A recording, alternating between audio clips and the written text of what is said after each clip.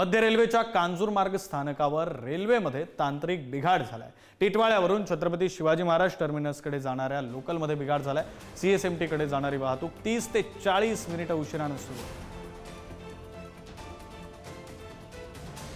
CSMT कडे जाणाऱ्या लोकलमध्ये बिघाड झालेला आणि त्यामुळे 30 ते 40 मिनिटे उशिराने लोकलची सेवा सध्या सुरू आहे। टिटवाळ्याहून सीएसएमटी कडे ही लोकल जात होती। कांजूरमार्ग स्थानकावर हा बिघाड झालाय आणि त्यामुळे लोकलची सेवा ही 30 ते 40 मिनिटे उशिराने सुरू आहे। मध्य रेल्वेवरील हा प्रकार आपण पाहतोय। कांजूरमार्ग स्थानकावर रेल्वेमध्ये काही तांत्रिक बिघाड झाला आणि त्यामुळे मध्य रेल्वेवरील सीएसएमटी कडे जाणारी वाहतूक ही 30 ते 40 मिनिटे उशिराने सुरू आहे।